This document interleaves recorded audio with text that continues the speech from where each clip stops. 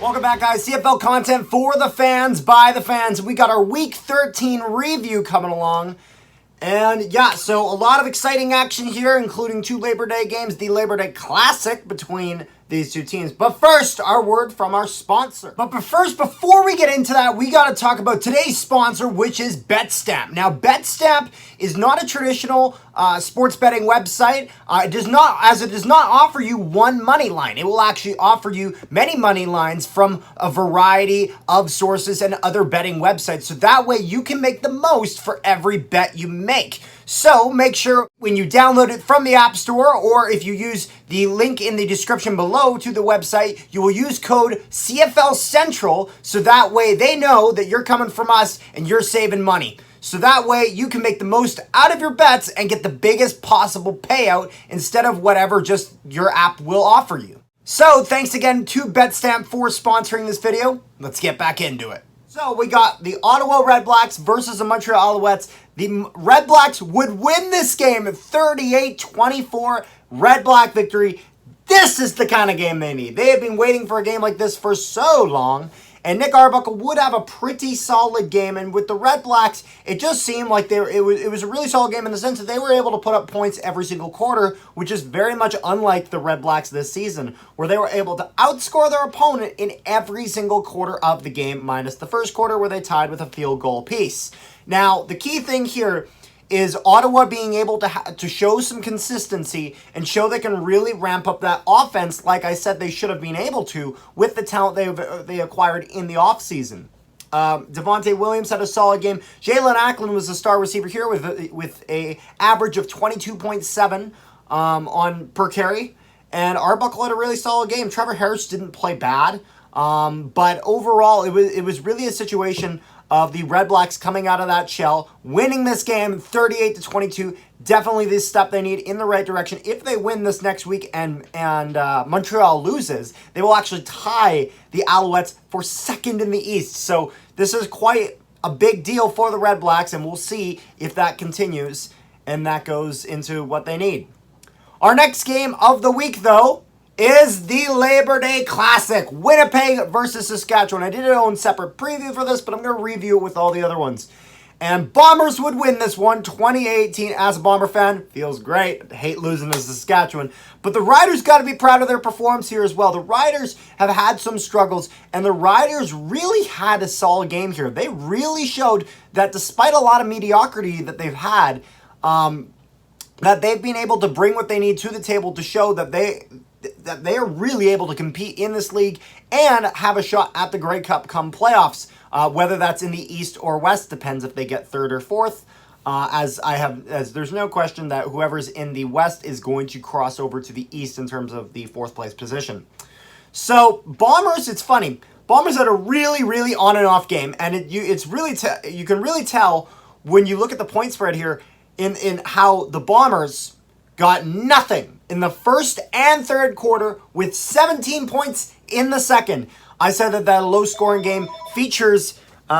whoops, sorry about that. Someone was phoning. And I have said that a low-scoring game does favor the Bombers with that defense. However, the Riders have been able... Despite those challenges and despite that being true in the sense of the Bombers winning this game, the Bombers had quite a lot of trouble with Frankie Hickson. And so he was definitely the star of this game in terms of between the two running backs, between Oliveira and Hickson. Hickson was just fantastic, and he has been this entire time. Shaq Evans had a really solid game. He got more than the Bombers' leading receiver of the night, which was Nick Dembski. And the interesting thing here is if you look at the point spread, it really looks like all these different stats, the Riders were winning in almost everything. With first downs, total yards, yards per play, passing yards, rushing yards, possession, turnovers were even, but this is where it makes the big difference, penalties. The Riders had, I think it was 11 penalties, something like that, a atrocious amount of penalties, and that is not even taking into the account the Garrett Marino hit, which did not receive a penalty, but the Riders have since cut him from the team. Now, if you want to know a little bit of my thoughts on that, check out my video on the No One Hockey podcast of the full in-depth review of just this game. But yeah, it'll be interesting seeing the Banjo Bowl next week in Winnipeg. I'll be at that game. I'm very excited for that. And maybe the Riders will be able to get their redemption, but maybe not.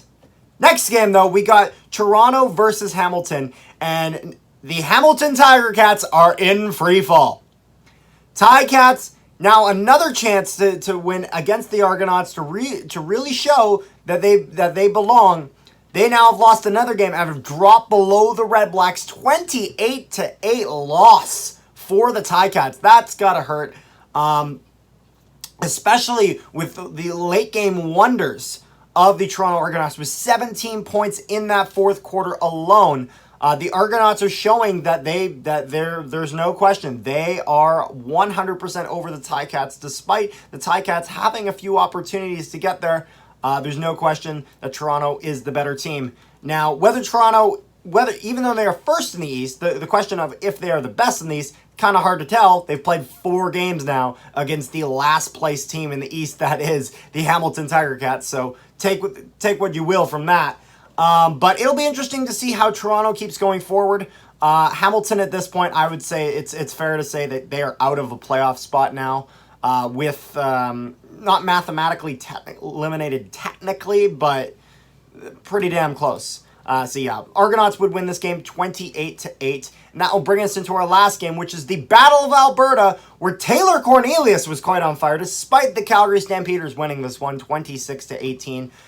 Jake Mayer had a really solid game, but Taylor Cornelius even more so, who really had some impressive throws, one of which he had already had a guy hit him. He stumbles off to the side, keeps running, makes the throw after being off balance like that, perfectly connects in the back of the end zone. Really impressive throw.